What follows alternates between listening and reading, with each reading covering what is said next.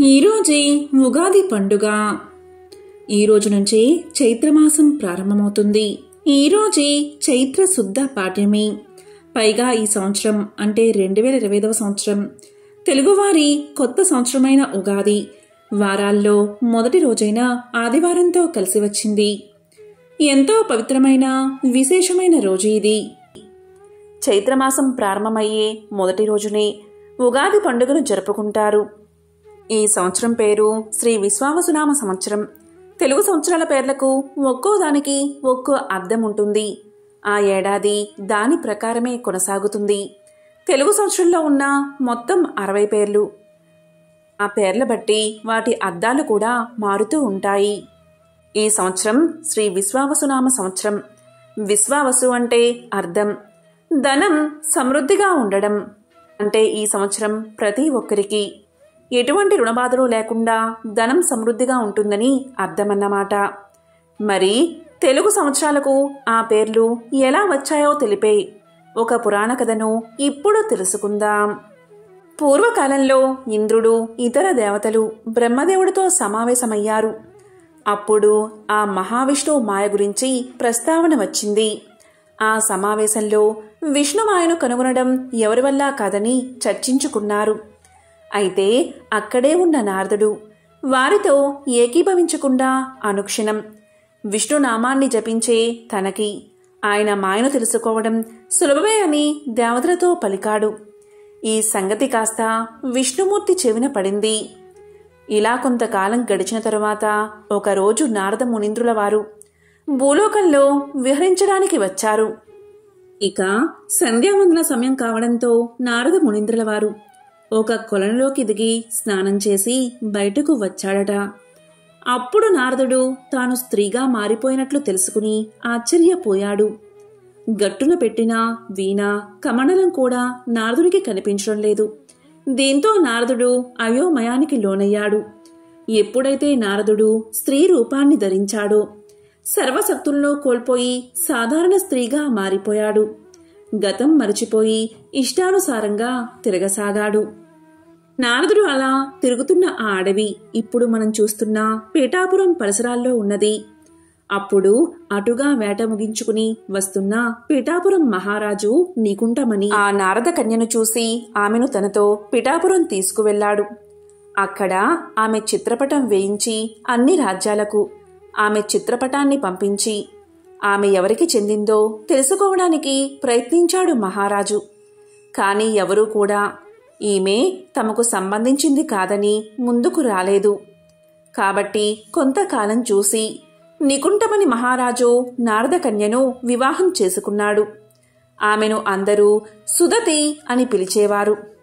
ఆ మహారాజుకు అంటే నికుంఠమణి మహారాజుకు నారద కన్యకు అంటే సుదతికి 60 మంది పుత్రులు పుట్టారు. వారి పేర్లే ప్రస్తుతం వాడుకలో ఉన్న మన తెలుగు సంవత్సరాల పేర్లు. ఇలా కొంతకాలం గడిచిన తర్వాత ఒకసారి పరదేశపు రాజులు వీరి రాజ్యం మీదకు దండెత్తి వచ్చారు. ఆ యుద్ధంలో నికుంఠమణి అతనితో సహా 60 మంది పుత్రులు చనిపోయారు. ఆ సమయంలో శత్రురాజులు సుదతిని రాజ్యం నుంచి తరిమేశారు. సుదతి ఆకలి దప్పులతో అక్కడా ఇక్కడా తిరుగుతూ చివరకు తన భర్త అలాగే పుత్రులు మరణించిన యుద్ధ భూమికి చేరుకుంది. ఆకలితో నీరసించిపోతున్న ఆమెకు ఒక చెట్టు చిటారి కొమ్మన ఉన్న ఒక పండు కనిపించింది. చెట్టు ఎక్కే ఓపిక లేదు కనుక ఆ యుద్ధభూమిలో పడి ఉన్న శవాలను ఒక్కొక్కదాన్ని తీసుకెళ్లి ఒకదానిపై ఒకటి పేర్చుకుంటూ వెళ్ళింది. చివరకు ఆమె భర్త శవాన్ని కూడా అక్కడికి తీసుకువచ్చింది. దానిమీద ఎక్కి పండు అందుకోవాలని ప్రయత్నిస్తున్న సమయంలో ఒక బ్రాహ్మణుడు అక్కడికి వచ్చాడు. ఆ బ్రాహ్మణుడు మరెవరో కాదు, మారువేషంలో ఉన్న శ్రీ మహావిష్ణువు. అక్కడికి దగ్గరలో ఉన్న ఒక కొలంలో స్నానం చేసి వస్తే ఆ పండు అందుతుందని చెప్పగా నారద స్త్రీ కొలంలోకి వంగిన ఒక చెట్టు కొమ్మను పట్టుకుని నీళ్ళలోకి దిగి ఒక మునక వేస్తుంది. దాంతో నారద మునీంద్రుల వారికి స్త్రీ రూపం పోయి నారద రూపం వస్తుంది. కానీ చెట్టు కొమ్మను పట్టుకోవడం వల్ల నారదుని చేతులు తడవకపోవడంతో స్త్రీ చేతి గాజులు అలాగే ఉన్నాయి. ఆ తరువాత నారదుడు తన చేతులను ఆశ్చర్యంగా చూసుకుంటూ ఒడ్డుకు వస్తాడు. అప్పుడు ఆలోచించగా అదంతా విష్ణుమాయ అని అర్థమవుతుంది. దీంతో నారదుడు పశ్చాత్తాపం చెందుతాడు. అప్పుడు శ్రీ మహావిష్ణువు కోసం తపస్సు ప్రారంభిస్తాడు. అలా 10,000 సంవత్సరాలు తపస్సు చేయగా అప్పుడు గరుడ వాహనం మీద శ్రీమన్నారాయణుడు నారదుని ముందు ప్రత్యక్షం అవుతాడు. అప్పుడు నారదుడు తన తప్పును క్షమించమని, తన చేతికి ఉన్న గాజులు పోయేలా అనుగ్రహించమని కోరతాడు. ఆ విధంగా నారదునికి కలిగిన భవబంధాలను పోగొట్టినవాడు కనుక ఆ నారాయణుడికి భావనారాయణుడు అనే పేరు వచ్చింది. అయితే పాతాళం నుండి వచ్చిన భావనారాయణుడు అక్కడే నివాసముండేలా నారదుడు కోరుకున్నాడు. దానికి మహావిష్ణువు సరే అని చెప్పి తాను స్వయంభూగా అక్కడే నిలిచి మరొక అర్చనామూర్తిని శ్రీ రాజ్యలక్ష్మి సమేతంగా ప్రతిష్ఠించమని ఆదేశించాడు. నారద మహర్షి అలాగే ప్రతిష్ఠించాడు. అదే ఈనాడు త్రిలింగ క్షోణి వైకుంఠంగా చెప్పబడే సర్పవరం యొక్క స్థల పురాణం. నారదుడు శ్రీగా మారిన కొలను నారదకుండం, సుదతి నారదునిగా మారిన కొలను ముక్తికుండం. సుదతిని వివాహం చేసుకున్న రాజు పీఠాపురం మహారాజు. యుద్ధం జరిగిన ప్రదేశం పండూరు. స్వయంభూ పాతాళ భావనారాయణ. నారదుడు ప్రతిష్ఠించింది రాజలక్ష్మి సమేత భావనారాయణ. ఈ కథ ద్వారా విష్ణుమాయ ఎంతటి గొప్పదో తెలుస్తుంది. అలాగే మన తెలుగు సంవత్సరాలకు ఆ పేర్లు ఎలా వచ్చాయో కూడా తెలుస్తుంది. ఉగా అనగా నక్షత్ర గమనం, జన్మ, ఆయుష్ అనే అర్థాలు వస్తాయి. వీటికి ఆది అనగా మొదలు. ఈ రెండిటినీ కలిపి ఉగాది అంటారు. ఈ రోజుని బ్రహ్మ సమస్త సృష్టిని ప్రారంభించాడని పురాణాలు చెబుతున్నాయి. వైకుంఠనాథుడైన విష్ణుమూర్తి మత్స్య అవతారాన్ని ధరించి వేదాలను హరించిన సోమకుణ్ణి సంహరించి వేదాలను బ్రహ్మకు తిరిగి అప్పచెప్పడం. శాలివాహనుడు పట్టాభిషిక్తుడై శౌర్య పరాక్రమాలతో శాలివాహన యుగకర్తగా బాసిల్లింది కూడా ఉగాది నాడే అని పురాణాలు చెబుతున్నాయి. మరి ఎంతో పవిత్రమైన విశేషమైన ఈ కథలను ఒక్కసారైనా వింటే చాలు, జన్మల పాపాలు తొలగి కోటి జన్మల పుణ్యం వస్తుంది. సకల ఐశ్వర్యాలు సిద్ధిస్తాయి. పట్టిందల్లా బంగారమే అవుతుంది. సకల శుభాలు కలుగుతాయి. మరి ఆ కథలేంటో ఇప్పుడు ఈ వీడియోలో తెలుసుకుందాం. పూర్వం ఒకసారి సౌనకాది మహామునులు ఉగాది పండుగ పర్వదినం గురించి సూతుణ్ణి ఇలా అడిగారు. ఓ సూత మహర్షి, నీవు బహు నిర్మల హృదయం కలవాడివి. పూర్వం విష్ణుమూర్తి మత్స్యావతారం ఎత్తాడు కదా, ఆ కథంతా వినాలని బాగా మాకు ఆసక్తిగా ఉంది. కర్మానికి కట్టుబడి ఉండే జీవుడు లోకంలో గౌరవము, జ్ఞానము లేని చేపగా పుడుతూ ఉండవచ్చు. కాని భగవంతుడైన విష్ణుమూర్తి ఎందుకు అలాంటి చేపరూపు ఏదో మంచిది అన్నట్లు ఎందుకు ధరించాడు? అలా ధరించి ఎక్కడ ఉన్నాడు? ఏ కార్యాలు సాధించాడు? అవతారాలలో మొదటి వరుసలోది అయినా ఆ మీనావతారం ఎత్తడానికి కారణం ఏమిటి? దాని అవసరం ఏమిటి? ఇవన్నీ వివరంగా తెలపడానికి నీవే సమర్థుడివి. దేవాది దేవుడు విష్ణుమూర్తి కథలు సకల లోకాలకు మేలు చేకూర్చేవి కదా, కనుక ఆ వృత్తాంతాన్ని మాకు సవివరంగా విశదీకరించు అని సౌనకాది మహామునులు సూతుణ్ణి వేడుకున్నారు. దాంతో సూతుడు మత్స్య పురాణం గురించి ఇలా వివరించడం మొదలుపెట్టాడు. ఓ మునులారా, శ్రద్ధగా వినండి. నీళ్లు నారలుగా చెప్పబడతాయి. అవే నీళ్లు నరులకు ప్రాణాధారం కూడా. అటువంటి నీటిలో నివాస స్థానాన్ని ఏర్పరచుకున్న ఆ పరబ్రహ్మమూర్తియే నారాయణుడిగా చెప్పబడతాడు. మొదట అంటే సృష్టికి పూర్వం ఏమీ ఉండేది కాదు. అన్ని వైపులా ఒక్క వస్తువు కాని ప్రాణం కాని ఉండేది కాదు. అయితే ముందు సత్తు అనగా ఒక వస్తువు రూపం పుట్టింది. దాని నుంచి మహత్తు, దాని నుంచి అహంకారం, దాని నుంచి గుణాలు, అక్కడి నుంచి బ్రహ్మాదుల సృష్టి జరిగింది. సృష్టికి పూర్వం అంతా కూడా జలమయమై ఉండేది. ఆ జలమయంలో పరమాత్ముడు ఎటువంటి ప్రకాశం లేకుండా వటపత్ర సాయిలాగా ఉండేవాడు. బ్రహ్మ సృష్టి జరిగిన తర్వాత అతని వల్ల సమస్త సృష్టి విస్తరించింది. ఆ జలమయంలో శయనించి ఉన్న ఆది పరబ్రహ్మం తన చుట్టూ ఉన్న నీటిని తన పొడవైన చేతులతో కలియబెట్టగా అందులోంచి నురగ పుట్టి 2 బుడగలు లేచాయి. ఆ బుడగల నుంచే భూమి ఆకాశాలు ఏర్పడ్డాయి. అలాగే భూమి మీద మన్ను, రాళ్ళు, కొండలు కూడా కల్పించబడ్డాయి. ఆ సమయంలో మహాపురుషుడి నాభి నుంచి ఒక కమలం జన్మించింది. నారాయణుడు ఒక తుమ్మెదగా మారి కమలం చుట్టూ తిరుగుతూ చివరికి అందులో ప్రవేశించాడు. తన తేజస్సును దానిలో ప్రవేశపెట్టి బయటకు వచ్చేశాడు. ఆ కమలం నుంచి 8 భుజాలతో 4 ముఖాలతో బ్రహ్మ జన్మించాడు. అతను తన చుట్టూ ఉన్న నీటిని చూసి ఆశ్చర్యపడ్డాడు. అతనికి ఓంకారనాదం వినిపిస్తూ ఉంది. ఏమి చెయ్యాలో తోచక ఆ తామరతాడు ద్వారా లోపలికి ప్రవేశించాడు బ్రహ్మ. లోపల నారాయణుడి గర్భకుహరంలో బ్రహ్మాండమంతా సముద్రాలతో, నదులతో, కొండలతో కనిపించగా కలవరపడిన బ్రహ్మ తిరిగి బయటకు వచ్చేశాడు. ఆ కమలంలో ఏమి చెయ్యాలో తోచక ఒక చోట కూర్చుని ఉంటే తపస్సు చెయ్యి, తపస్సు చెయ్యి అనే మాటలు వినిపించాయి బ్రహ్మదేవుడికి. అప్పుడు బ్రహ్మ కమలంపై కూర్చుని తనకి వినిపిస్తున్న ప్రణవాన్ని ఉచ్చరిస్తూ కొన్ని వేల సంవత్సరాల వరకు తపస్సు చేయసాగాడు. బ్రహ్మను నాభి కమలం నుంచి ఉద్భవింపచేసిన నారాయణుడు ప్రత్యక్షమై, ఓ బ్రహ్మ, సృష్టిని ఏర్పాటు చేయాలనే నెపంతో నేను నిన్ను సృష్టించాను. కాబట్టి నువ్వు తపస్సు చేయడం వల్ల సృష్టి చేసే మానసిక శక్తిని పొందుతావు. స్త్రీ రూపమే ప్రకృతి. అంతా నీకు అన్ని విధాలుగా సహకరిస్తుంది. ఇక సృష్టిని ప్రారంభించు అని చెప్పి నారాయణుడు అదృశ్యమయ్యాడు.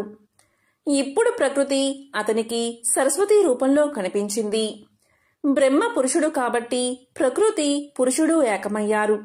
వారి సాంగత్యం వల్ల బ్రహ్మ ముఖం నుంచి 6 అక్షరాల చొప్పున జన్మించాయి. అంటే శక్తి స్వరూపిణి అయిన గాయత్రి జన్మించింది. తరువాత బ్రహ్మ కనుబొమ్మల నుంచి దక్ష ప్రజాపతి మనసు నుంచి సనక సనంద సనత్కుమార సనత్ జాతులు అనేవారు దక్ష ప్రజాపతి జన్మించారు. వీరందరూ నివసించడానికి ఒక చోటు కావాల్సిందిగా బ్రహ్మ శ్రీ మహావిష్ణువును ప్రార్థించాడు. అప్పుడు శ్రీ మహావిష్ణువు కోటి సూర్యుల తేజస్సుతో జలాలను ఇంకింపచేశాడు. అప్పుడు బ్రహ్మ అతల వితల సుతల అనే 3 లోకాలను నిర్మించాడు.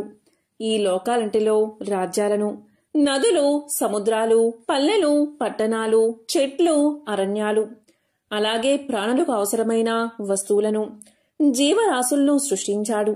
ఈ విధంగా సృష్టించబడిన జీవులందరికీ ఆ జీవుల ఆయుర్దాయం 100 సంవత్సరాలుగా నిర్ణయించబడింది. 15 రెప్పలపాటు కాలం ఒక కాష్ట, 30 కాష్టలు ఒక కళ, 30 కళలు ఒక ముహూర్తం, 30 ముహూర్తాలు ఒక అహోరాత్రులు, అన్నీ కలిసి ఒక దినం. 15 ముహూర్తాలు ఒక పగలు, 15 ముహూర్తాలు ఒక రాత్రి, 15 దినాలు ఒక పక్షం లేదా అర్ధమాసం. ఇది మానవలోక కాల ప్రమాణంగా నిర్ణయించబడింది. ఈ విధంగా 17,28,000 సంవత్సరాలు గడిస్తే కృతయుగ ప్రమాణం, 12,96,000 సంవత్సరాలు గడిస్తే త్రేతాయుగ ప్రమాణం, 8,64,000 సంవత్సరాలు గడిస్తే ద్వాపరయుగ ప్రమాణం, 4,32,000 సంవత్సరాలు గడిస్తే కలియుగ ప్రమాణం. ఈ 4 యుగాలు ఒక మహాయుగమవుతాయి. ఇలా 1000 మహాయుగాలు బ్రహ్మకు ఒక పగలు, అదేవిధంగా 1000 మహాయుగాలు బ్రహ్మకు ఒక రాత్రి అవుతాయి. ఈ విధంగా 2000 మహాయుగాలు గడిచిన తర్వాత బ్రహ్మకు ఒక అహోరాత్రులు కలిసి దినమవుతుంది. ఇటువంటి దినాలు 30 అయితే ఒక మాసం, 12 మాసాలు ఒక సంవత్సరం. అటువంటి 100 సంవత్సరాలు బ్రహ్మ ఆయుర్దాయం. బ్రహ్మకు ఒక పగలు గడిస్తే ఆయనకు నిద్ర వచ్చి సృష్టిని ఆపి నిద్రపోతాడు. అప్పుడు సృష్టి అంతా ప్రళయం వచ్చి నాశనం అవుతుంది. దీనిని నైమితిక ప్రళయము అంటారు. ఆ ప్రళయ స్థితిలో 1000 మహాయుగాలు గడిచిన తర్వాత బ్రహ్మ మళ్లీ సృష్టిని యథాపూర్వకంగా ప్రారంభించి అన్నిటినీ సృష్టిస్తాడు. ఆ విధంగా పూర్వం బ్రహ్మదేవుడు నిద్రించే సమయం ఆసన్నమైనది. అప్పుడు ఏం జరిగిందో చెప్తాను, శ్రద్ధగా వినండి అని సూతుడు ఇలా చెప్పసాగాడు. మొదటగా మత్స్యావతార కథను వినండి. కృత, త్రేత, ద్వాపర, కలియుగాలు 4టిని కలిపి ఒక మహాయుగము అంటారు. అటువంటి 71 మహాయుగాలు ఒక మన్వంతరం. ప్రతి మన్వంతరాన్ని ఒక మనువు పాలిస్తాడు. అటువంటి 14 మనువులు పాలించే కాలం బ్రహ్మకు ఒక పగలు.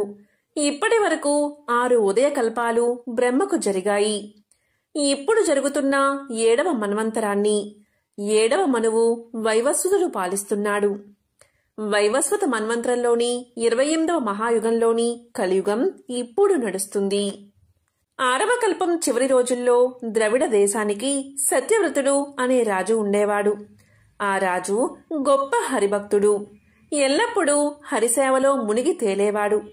ఎన్నోసార్లు కేవలం నీరు మాత్రం ఆహారంగా తీసుకుంటూ విష్ణువు గురించి తపస్సు చేసేవాడు. సత్యవ్రతుడు ఒకనాడు కృతమాలిక అనే నది ఒడ్డున విష్ణువుకు నీళ్లతో తర్పణం వదులుతున్నాడు. అప్పుడు అతని దోసిలిలో ఒక చిన్న చేపపిల్ల కనిపించింది. వెంటనే ఆ చేపపిల్లను నది నీళ్లలో వదిలిపెట్టాడు రాజు. ఆశ్చర్యంగా ఆ చేపపిల్ల రాజుతో ఇలా పలికింది: రాజా, ఈ నదిలో నాలాంటి చిన్న చేపలను తినే పెద్ద పెద్ద చేపలు ఎన్నో ఉన్నాయి. జాలర్లు కూడా వల్లు వేసి నన్ను బంధిస్తారు. నన్ను రక్షించి నీతో తీసుకువెళ్ళు అని ఆ చేపపిల్ల అడగగా సత్యవ్రతుడు జాలితో ఆ చేపపిల్లను తన కమండలంలో ఉంచి ఇంటికి తీసుకువెళ్లాడు. ఒక్క రాత్రిలోనే ఆ చేపపిల్ల కమండలమంతా నిండిపోయింది. మరునాడు ఉదయం చేపపిల్ల రాజుతో ఇలా పలికింది: రాజా, నేను ఉండడానికి ఈ కమండలం చాలదు. నన్ను ఏదైనా పెద్ద పాత్రలో ఉంచు అంది. అప్పుడు సత్యవ్రతుడు ఆ చేపపిల్లను పెద్ద కడవలో ఉంచాడు. కాసేపటికి అది పెరిగి కడవంతా నిండిపోయింది. దయామయుడైన ఆ రాజు దానిని చిన్న నీటి మడుగులో విడిచాడు. అప్పుడు ఆ చేప ఆ మడుగు కంటే పెద్దదై ఇలా పలికింది: రాజా, నేను తిరగడానికి ఈ మడుగు చాలదు అంది. దాంతో రాజు దాన్ని తీసుకువెళ్లి పెద్ద తటాకంలో వదిలిపెట్టాడు. చూస్తూ ఉండగానే ఆ చేప చెరువంతా ఆక్రమించి రాజా, ఇది కూడా చాలదు అంది. అప్పుడు ఆ రాజు దాన్ని తీసుకువెళ్లి సముద్రంలో వదిలిపెట్టాడు. అప్పుడు ఆ చేప, రాజా, ఈ సముద్రంలో నన్ను ముసళ్ళు, తిమింగలాలు పట్టి చంపుతాయి. నన్ను రక్షించు అంది. అప్పుడు రాజు చేపతో ఇలా పలికాడు: ఒక్క రోజులో నువ్వు ఆ మడల దూరం వ్యాపించావు. ఇంత పెద్ద చేపను మేమెవరూ చూడలేదు. నన్ను ఎందుకు ఇబ్బంది పెడుతున్నావు? నువ్వు తప్పక భక్తులను కాపాడడానికి చేప రూపంలో వచ్చిన విష్ణుదేవుడివి అని నేను తెలుసుకున్నాను. నన్ను క్షమించి కాపాడు అని ప్రార్థించాడు. ఆ యుగం చివర ప్రళయ కాలంలో ఒంటరిగా సముద్రంలో సంచరించడానికి చేప రూపం ధరించిన శ్రీ మహావిష్ణువు సత్యవ్రతుడితో ఇలా పలికాడు: ఓ రాజా, ఈ రాత్రి గడిచిన తర్వాత 7వ దినంలో భూలోకంతో సహా 3 లోకాలు ప్రళయ సముద్రంలో మునుగుతాయి. అప్పుడు నా ఆజ్ఞానుసారం ఒక పెద్ద నావ నీ దగ్గరకు వస్తుంది. నీవు సమస్త ఔషధాలను, విత్తనాల రాసులను ఆ నౌకపై ఉంచుకుని ప్రళయ సముద్రంలో విహరించు. సప్త ఋషులు నీతో పాటే ఆ నౌకలో ప్రయాణం చేస్తారు.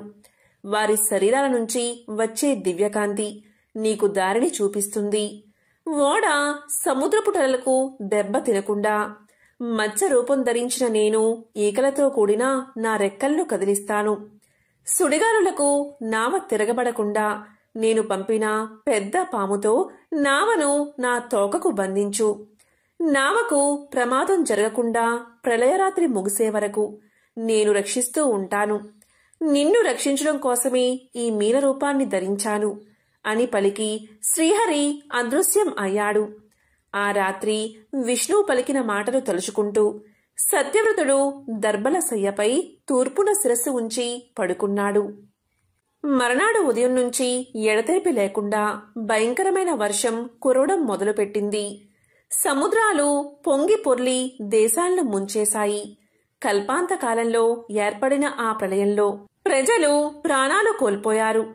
బ్రహ్మదేవుడు బాగా అలసిపోయి నిద్రపోయాడు.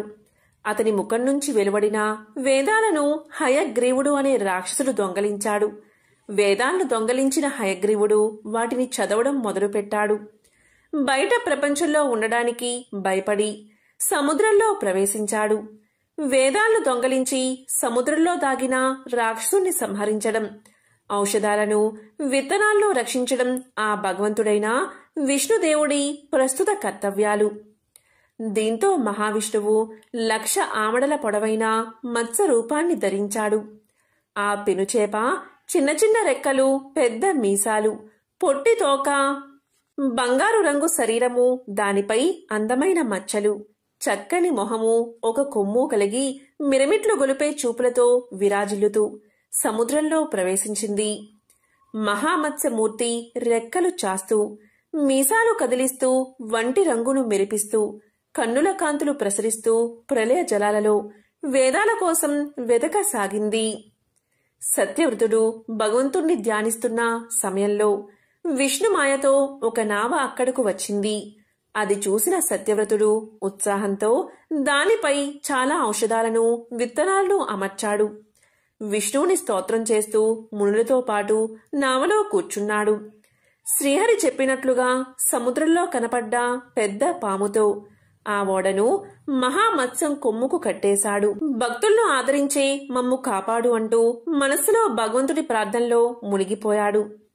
మత్స్య రూపంలో ఉన్న విష్ణుదేవుడు అతని ప్రార్థనకు సంతోషించి సాంఖ్యయోగంతో కూడిన వేదభాగాన్ని అతనికి బోధించాడు. ముళ్లతో పాటు సత్యవ్రతుడు బ్రహ్మ జ్ఞానాన్ని పొందాడు. ప్రళయరాత్రి ముగిసి తెల్లవారే వరకు ఆ విధంగా విష్ణువు పెనుచేప రూపంలో తిరుగుతూనే ఉన్నాడు. తెల్లవారుజామున విష్ణుమూర్తి వేదాలు బాధతో పెట్టుకున్న మొర విన్నాడు. ఉత్సాహంతో తోక ఊగించాడు, శరీరం మెరిపించాడు. సముద్ర గర్భంలో ప్రవేశించి అక్కడ దాగి ఉన్న దుష్టుడు, మహాబలిష్ఠుడు అయిన హయగ్రీవుణ్ణి చంపేశాడు. అంతలో ప్రళయకాలం ముగిసింది. బ్రహ్మ సరస్వతులు నిద్రలేచారు. తిరిగి సృష్టి చేయడం కోసం కూర్చున్నారు. విష్ణువు వేదాలను బ్రహ్మదేవుడికి తిరిగి ఇచ్చాడు. సత్యవ్రతుడు కాపాడిన ఔషధాలు, విత్తనాలు బ్రహ్మదేవుడికి చేరాయి. బ్రహ్మ తిరిగి చరాచర జీవ సృష్టిని చేయడం మొదలుపెట్టాడు. ప్రళయ సముద్రంలో మైమరచి నిద్రించిన బ్రహ్మదేవుడి ముఖాల నుంచి వెలువడిన వేదాలను దొంగలించిన దుష్ట రాక్షసుణ్ణి సంహరించడం కోసం, రాజర్షి విష్ణు భక్తుడైన సత్యవ్రతుణ్ణి రక్షించడం కోసం మత్స్యావతారం ధరించిన విష్ణుదేవుడి మహిమను తెలియజేసే ఈ పుణ్యకథను శ్రద్ధతో చదివేవారి కోరికలు తప్పక నెరవేరతాయి. వారికి తప్పకుండా మోక్షం కలుగుతుంది. పూర్వకాలంలో పురందరపురంలో ఒక వర్తకుడు ఉండేవాడు. ఆ వర్తకుడు చాలా ధనవంతుడు. గొప్ప ధనవంతుడైన ఆ వర్తకుడికి 4 కుమారులు కలిగారు. కాలక్రమంలో ఆ వర్తకుడు వృద్ధుడై మరణించే సమయం ఆసన్నమైనది. మరణించే ముందు ఆ వర్తకుడు తన 4 కుమారులను పిలిచి మూత బిగించి ఉన్న 4 పాత్రలను వారికి ఇచ్చి వాటిని తాను మరణించాక మాత్రమే తెరిచి చూడమని, వాటిలో ఎవరు ఏ పని చెయ్యాలో నిర్దేశితమై ఉందని చెప్పి వర్తకుడు మరణించాడు. దీంతో వర్తకుడు మరణించిన వెంటనే అతని కుమారులు తండ్రి ఇచ్చిన పాత్రలను తెరచి చూశారు. మొదటి పాత్రలో మట్టి, 2వ పాత్రలో బొగ్గులు, 3వ పాత్రలో ఎముకలు, 4వ పాత్రలో తౌడు కనిపించాయి. కాని దానర్థం వారికి తెలియక తమ రాజైన విక్రమార్కుడి దగ్గరకు వెళ్లి విషయమంతా తెలియచేశారు వారు. రాజైన విక్రమార్కుడికి కూడా ఆ పాత్రల విషయం అస్సలు అర్థం కాలేదు. దీంతో ఆ 4 కుమారులు ఏమిటి ఈ పరిస్థితి అని ఆలోచించి ప్రతిష్టానపురం చేరుకుని అక్కడ ఉన్నవారిని అడిగారు. కాని ఎవరూ చెప్పలేకపోయారు. అయితే వారికి ఒక బాలుడు తారసపడ్డాడు. ఆ బాలుడు ఎవరు అంటే ఒక వితంతువు కుమారుడు. అయితే ఆమెకు నాగరాజు తక్షకుడి వల్ల గర్భం వచ్చింది. ఆ వితంతువుకు ఒక కుమ్మరి ఆశ్రయాన్ని కల్పించాడు. ఆ కుమ్మరి ఆశ్రయంలో ఉన్నప్పుడే ఆమె బాలుణ్ణి ప్రసవించింది. అలా పుట్టిన బిడ్డకు శాలివాహనుడు అనే పేరు పెట్టింది. ఆ శాలివాహనుడు 4 పాత్రల సమస్యను తెలివిగా పరిష్కరించాడు. ఆ 4 కుమారులలో మట్టితో నిండిన పాత్ర వచ్చిన కుమారుడు ఆస్తిలోని భూమిని తీసుకోవాలని, బొగ్గులు నిండిన పాత్ర వచ్చిన కుమారుడు కలపను తీసుకోవాలని, ఎముకలు నిండిన పాత్ర వచ్చిన కుమారుడు పశు సంపదను తీసుకోవాలని, తౌడు నిండిన పాత్ర వచ్చిన కుమారుడు ధాన్యాన్ని పంచుకోవాలని, అదే మరణించిన వర్తకుడి భావన అని శాలివాహనుడు తెలియచేశాడు. ఆ శాలివాహనుడి మాటలు ఆ నలుగురికి నచ్చి ఆ విధంగానే పంచుకున్నారు. ఈ విషయం ఆ నోటా ఈ నోటా విక్రమార్కుడి దాకా చేరింది. దీంతో విక్రమార్కుడు శాలివాహనుణ్ణి చూడాలని కుతూహలపడి భటులతో కబురు చేశాడు.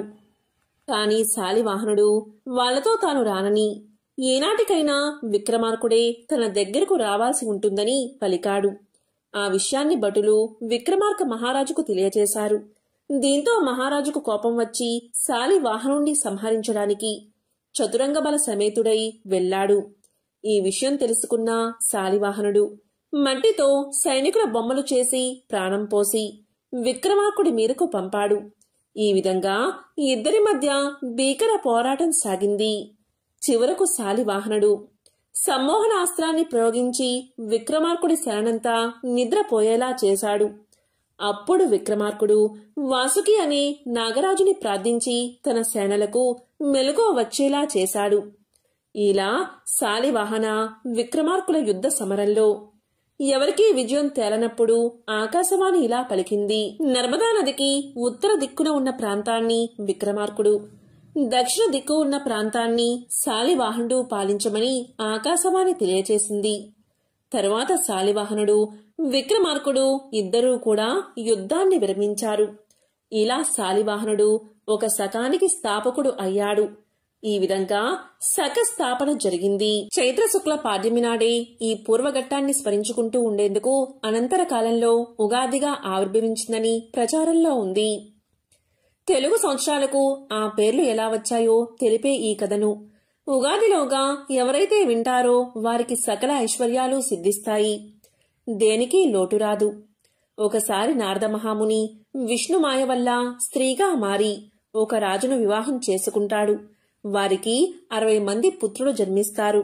ఒకసారి ఆ రాజు తన పుత్రులతో కలిసి యుద్ధానికి వెళ్లినప్పుడు అంతా చనిపోతారు. అప్పుడు నారదుడు విష్ణువుని ప్రార్థిస్తాడు. విష్ణువు కరుణించి ఇలా పలుకుతాడు, నీ పిల్లలు 60 సంవత్సరాలుగా కాలచక్రంలో తిరుగుతూ ఉంటారు అని వరాన్ని ఇస్తాడు. అవే తెలుగు సంవత్సరాలుగా ప్రస్తుతం మనకి వాడుకలో ఉన్నాయి. ఒకానొక సమయంలో మార్కండేయుడు జైమినికి భారత కథను వినిపించాడు. అయినా జైమిని మనసులో అనేక సందేహాలు మిగిలిపోయాయి. దీంతో ఆ సందేహాలను నివృత్తి చేయమని వ్యాసుడి దగ్గరకు వెళ్లి ఇలా పలికాడు. మునీంద్ర, భారతం విన్న తర్వాత కూడా నాకు కొన్ని సందేహాలు ఉన్నాయి, వాటిని తీర్చు అని అడుగుతాడు. అప్పుడు వ్యాసుడు, నాకు తపస్సు చేసుకోవాల్సిన సమయం ఆసన్నమైనది, నేను చెప్పలేను. నువ్వు కావాలంటే వింధ్యా పర్వతాల మీద నివసిస్తున్నా పింగాక్ష, నిబోధ, సుభద్ర, సుముఖులు అని 4 పక్షులు ఉంటాయి. వాటిని అడిగి నీ సందేహాలు తీర్చుకో అని సమాధానం చెప్తాడు. దానికి సమాధానంగా, ఓ మునివర్య, ఆ పక్షులు ఏంటి, అవి మాట్లాడమేమిటి, మహాపండితుల్లాగా వారు నా సందేహాలు తీర్చడమేమిటి అని అడుగుతాడు. దానికి మార్కండేయుడు, జైమిని, పూర్వం దూర్వాసుడు మహా తపస్సు చేసుకుంటూ ఉండగా అతని తపస్సు చూసి ఇంద్రుడు భయపడి అతని తపస్సును భంగం చేయడానికి వపు అనే ఒక అప్సరసను పంపించాడు. ఆమె తన నృత్య గాన వినోదాలతో దుర్వాసుని తపస్సుకు భంగం కలిగించింది. దీంతో దుర్వాసుడు ఆగ్రహించి, ఓసి, నువ్వు నా తపస్సును భంగం కలిగించావు కాబట్టి నువ్వు ఒక కంక పక్షి అనగా గ్రద్దగా జన్మిస్తావు అని శపించాడు. ఆమె వెంటనే దూర్వాసుడి కాళ్ల మీద పడి, నేను చేసిన అపరాధానికి మన్నించండి, శాప విముక్తిని కలిగించండి అని కోరుకుంది. దీంతో దుర్వాసుడు జాలిపడి, నీవు గ్రద్దగా మారిన తర్వాత నీ గర్భంలో 4 పిల్లలు పుడతారు. అప్పుడు అర్జునుడి బాణం దెబ్బ తగిలి నువ్వు మరణించి నిజరూపాన్ని దాలుస్తావు, స్వర్గాన్ని చేరుకుంటావు అని అనుగ్రహిస్తాడు. ఈ శాపం కారణంగా ఆ వపువు గ్రద్దగా జన్మిస్తుంది. ద్రోణుడు అనే వానితో వివాహం జరిగి 14 సంవత్సరాలు కాపురం చేస్తుంది. 14వ ఏట గర్భవతిగా ఉండగానే భారత యుద్ధానికి వెళ్తుంది. పైనుంచి యుద్ధాన్ని చూస్తూ ఉండగా అర్జునుడు ప్రయోగించిన బాణాల్లో ఒకటి వచ్చి ఆ గద్దకు తగలగా వెంటనే ఆ గద్ద గర్భంలో ఉన్న 4 గుడ్లు నేల మీద జారిపడతాయి. అప్పుడు ఆమె నా పిల్లలను ఆ భగవంతుడే కాపాడాలి అని ప్రార్థించి తన శరీరాన్ని వదులుతుంది. ఆ యుద్ధ సమరంలో ఒక ఏనుగు మెడలో ఉన్న గంట శత్రు సైనికుడి బాణం దెబ్బతో తెగి ఆ 4 గుడ్ల మీద పడుతుంది. అలా కింద పడిన ఆ 4 గుడ్లు ఆ గంట కిందే సురక్షితంగా ఉంటాయి. భారత యుద్ధం పూర్తయిపోయిన తర్వాత ఆ ప్రాంతమంతా కూడా ప్రశాంతత నెలకొంటుంది. ఒకనాడు ప్రభాతవేళ సమీకుడు అనే ఒక మహాముని ఆ కురుక్షేత్రం మీదుగా వెళ్తూ ఉంటాడు. గంట కింద ఉన్న గుడ్లు పిల్లలుగా మారి కిజకిజలాడుతూ ఉంటాయి. ఆ ధ్వని విన్న ఆ ముని గంటను పైకెత్తి చూస్తాడు. ఆ గంట కింద అతనికి 4 పక్షి పిల్లలు కనిపిస్తాయి. సమీక మహామునికి ఆ పక్షి పిల్లల మీద కరుణ కలిగి తన ఆశ్రమానికి తీసుకుపోతాడు. అప్పుడు ఆ పక్షులు ఇలా పలుకుతాయి, ఓ మహానుభావా, తండ్రిలా మమ్మల్ని నువ్వు కాపాడావు. నీ రుణాన్ని మేమెలా తీర్చుకోవాలి? మేము ఏ విధంగా నీకు సేవ చేయగలమో చెప్పు అని అడుగుతాయి. పక్షులు మానవ భాషలో మాట్లాడుతూ ఉండడం వల్ల సమీకుడు ఆశ్చర్యపడి, ఓ పక్షి పిల్లలారా, మీరు మానవ భాషలో మాట్లాడడం చూస్తూ ఉంటే నాకు చాలా వింతగా ఉంది. అసలు మీరు ఎవరు? ఎందుకు ఈ పక్షి జన్మ ఎత్తారు? నాకు దయచేసి చెప్పండి అని అడగగా ఆ పక్షి పిల్లలు ఈ విధంగా సమాధానం చెప్పాయి. మునీశ్వర, పూర్వం సుకృతి అనే మహామునికి మేము 4 పుత్రులం. వేద శాస్త్రాలను చదువుకుంటూ ఉండేవాళ్లం. మా తల్లిదండ్రులను సేవిస్తూ కాలం గడిపేవాళ్లం. ఇలా ఉండగా ఒకరోజు దేవేంద్రుడు మా తండ్రి యొక్క సత్యాన్ని పరీక్షించడానికి గ్రద్ద రూపంలో వచ్చి నరమాంసాన్ని ఆహారంగా పెట్టమని కోరాడు. అప్పుడు మా తండ్రి, మీలో ఎవరైనా ఇంద్రుడికి ఆహారం అవ్వండని మమ్మల్ని ఆజ్ఞాపించాడు. అయితే మేము మా ప్రాణాలు దక్కించుకోవడానికి భయంతో మా తండ్రి యొక్క ఆజ్ఞను పాలించకుండా అలాగే ఉండిపోయాం. అప్పుడు మా తండ్రి మమ్మల్ని పక్షులుగా పుట్టమ్మని శపించాడు. తన శరీరాన్ని ఇంద్రుడికి ఆహారంగా సమర్పించుకున్నాడు. ఇంద్రుడు మా తండ్రి యొక్క త్యాగ బుద్ధికి సంతోషించి మమ్మల్ని చూసి, మీరు వింధ్య పర్వత గృహంలో నివసించండి. జైమిని అనే వ్యాస శిష్యుడు మీ దగ్గరకు వచ్చి కొన్ని సందేహాలు అడుగుతాడు. ఆ సందేహాలు తీర్చి మీరు శాప విముక్తులు పొందండి. మీరు పక్షులైన సర్వ వేదాలను పొంది ధర్మపక్షులు జ్ఞాన పక్షులుగా పేరు పొందుతారు అని మమ్మల్ని అనుగ్రహించి వెళ్లిపోయాడు అని ఆ పక్షులు తమ వృత్తాంతం గురించి సమీకుడికి చెప్పుకున్నాయి. అప్పుడు సమీకుడు, మీరు నా కోసం ఏ పని చేయవలసిన అవసరం లేదు. మీరు మీ విధిని నిర్వర్తించడానికి వింధ్య పర్వతాలకు వెళ్ళండి అని సెలవిచ్చి వారిని అక్కడి నుంచి పంపించేశాడు. కాబట్టి జైమిని, నీవు ఆ పక్షుల దగ్గరకు వెళ్లి నీ ధర్మ సందేహాలు తీర్చుకో అని మార్కండేయుడు చెప్పి తపస్సు చేసుకోవడానికి వెళ్లిపోయాడు. అప్పుడు జైమిని పక్షులను వెతకడానికి వింధ్య పర్వత ప్రాంతాలకు వెళ్తాడు. కొద్దిసేపు తర్వాత ఆ పక్షులు కనిపిస్తాయి. ఆ పక్షులు ఆ సమయంలో వేదాధ్యయనం చేసుకుంటూ ఉన్నాయి. అప్పుడు అతను ఆ పక్షుల దగ్గరకు వెళ్లి, ఓ పక్షులారా, నేను వ్యాస శిష్యుణ్ణి. నన్ను జైమిని అంటారు. మార్కండేయుడు చెప్పిన విధంగా నేను మీ దగ్గర కొన్ని ధర్మ సందేహాల గురించి అడిగి తెలుసుకోవడానికి ఇక్కడికి వచ్చాను. నా సందేహాలు తీర్చండి అన్నాడు. ఆ విధంగా ఆ పక్షులు మహర్షి అడిగిన ప్రశ్నలకు సమాధానం తీర్చాయి. తరువాత ఆ 4 శాప విమోచనాన్ని పొంది సుఖంగా జీవించాయి. పవిత్రమైన విశేషమైన ఈ కథలను ఉగాదిలోగా విన్నా, చదివినా, చెప్పినా, వినిపించినా సకల శుభాలు కలుగుతాయి. ఆ త్రిమూర్తుల అనుగ్రహం, శివ పార్వతుల అనుగ్రహం, లక్ష్మీనారాయణల అనుగ్రహం తప్పకుండా మీకు కలుగుతుంది. అనగనగా పూర్వకాలంలో ఒక బ్రాహ్మణుడు ఉండేవాడు. అతని పేరు నాగంభట్టు. ఆయనకి ఒక పుత్రుడు, ఒక పుత్రిక ఉన్నారు. పుత్రుని పేరు నారాయణ భట్టు, పుత్రిక పేరు నారాయణమ్మ. వారు చాలా పేదవారు. భిక్షాటన చేసి కుటుంబ పోషణ చేసుకునేవారట. అలా కొన్నాళ్లు అయ్యేసరికి నాగంభట్టు కాశీకి వెళ్లి ధనం సంపాదించుకోవాలి అనే బుద్ధి పుట్టిందట. అప్పుడు నాగంభట్టు భార్యతో చెప్పి తెల్లవారుజామునే లేచి కాశీకి ప్రయాణమై అలా వెళ్ళగా కొంత దూరం వెళ్లేసరికి దారిలో సూతులవారు, వ్యాసులవారు, నారులవారు ప్రత్యక్షమయ్యారు. వారు ఇలా పలికారు, ఓ బ్రాహ్మణుడా, ఎక్కడకు వెళ్తున్నావు అని అడిగారు. దానికి నాగంభట్టు ఇలా సమాధానం చెప్పాడు, అయ్యా, నేను కాశీకి ధనం సంపాదించుకోవడానికి వెళ్తున్నాను అని చెప్పాడు. అప్పుడు వారు ఇలా పలికారు, ఓయి వెర్రి బ్రాహ్మణుడా, కాశీకి వెళ్తే నీకు ధనం ఎవరైనా మూటగట్టి ఇస్తారా? కాశీకి వెళ్తే గంగా స్నానం దొరుకుతుంది, విశ్వేశ్వరుల దర్శనం దొరుకుతుంది, అన్నపూర్ణమ్మ దర్శనం దొరుకుతుంది. మేము ఒక కథ చెబుతాము, వింటావా అని అడిగారు. అప్పుడు నాగంభట్టు, మీరు ఏ దేవుని కథో వివరించండి స్వామి అని వేడుకున్నాడు. అప్పుడు వారు ఇలా చెప్పడం మొదలుపెట్టారు. పూర్వకాలంలో కోసల రాజ్యమనే రాజ్యమున్నది. ఆ రాజ్యాన్ని పాలించే దశరథ మహారాజు సంతానం కోసం పుత్ర కామేష్టి యాగం చేయగా దేవతలు ప్రత్యక్షమై పాయస పాత్రను ఇచ్చారు. అది పట్టుకు వెళ్లి తన భార్యలైన కౌసల్య, సుమిత్ర, కైకేయి అని 3 భార్యలకు ఇచ్చాడు దశరథుడు. అలా వారు 3 భుజించగాని గర్భవతులు అయ్యారు. 9 మాసాలు నిండగాని చైత్ర శుద్ధ నవమి నాడు పునర్వసు నక్షత్రాన శ్రీరామ, లక్ష్మణ, భరత శత్రుఘ్నులు అనే 4 కుమారులు జన్మించారు. వారు దినదిన ప్రవర్ధమానులై బాలచంద్రుడి వలె పెరుగుతూ ఉన్నారు. కొన్నాళ్లు గడిచేసరికి విశ్వామిత్రుడు వచ్చి రామలక్ష్మణులిద్దరినీ యాగ సంరక్షణార్థం తనతో పంపమని దశరథ మహారాజుని అడగగా విశ్వామిత్రుడితో రామలక్ష్మణులను పంపడానికి దశరథుడు అంగీకరించగా ముని వారిద్దరికీ బల, అతిబల అని విద్యలను నేర్పాడు.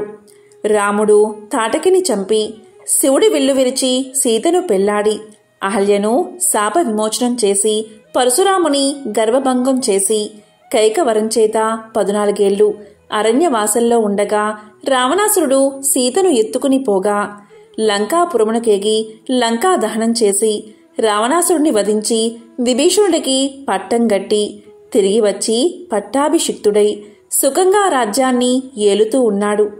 ఇది రామదేవుని కథగా చెప్పి 5 లక్ష్మీవారాలు పూజలు చేసి ఆవునేతితో దీపం పెట్టి ఆవు పాలు, గోధుమ రవ్వ, పంచదార కలిపి 5 ఉండలుగా ప్రసాదం చేసి రామదేవునికి నైవేద్యం పెట్టాలి. 1 ఉండ రామదేవుడికి, 1 ఉండ బ్రాహ్మణుడికి, 1 ఉండ ముత్తైదువుకి, 1 ఇరుగు పొరుగు వారికి, 1 ఉండ భార్యా పిల్లలు తినాలి. ఈ విధంగా 5 లక్ష్మీవారాలు పూజ చేయాలి. నిత్యం రామదేవుని కథ చెప్పుకున్న అష్ట ఐశ్వర్యాలతో, ఇష్ట సంపదలతో తులతూగుతారు. సకల సౌభాగ్యాలు, సుఖాలు కలుగుతాయి. కష్టాల్లో ఉన్నవారు ఈ కథను చదివితే కష్టాలు పోయి సుఖంగా ఉంటారు. పెళ్లి కాని వారికి పెళ్ళవుతుంది. దరిద్రులు ధనవంతులు అవుతారు. చెవిటివారికి చెవుడు పోతుంది. గుడ్డివారికి కళ్ళు వస్తాయి. శరీరంలో ఏ జాడ్యాలు ఉన్నా పోతాయి. శత్రువులు మిత్రులవుతారు. పోయిన పదార్థాలు చేతికి వస్తాయి. తీర్థయాత్ర ప్రాప్తి కలుగుతుంది. దైవ దర్శనం అవుతుంది. ఇహలోక సౌఖ్యాలన్నీ పొందిన తర్వాత వైకుంఠ ప్రాప్తి కలుగుతుంది. ఈ విధంగా రామదేవుని కథ చెప్పి శ్రీరాముల వారిని సకలోపచారాలతో పూజించి నైవేద్యం సమర్పించాలని నీవు ఇంటికి వెళ్ళమని చెప్పారు ఋషులు.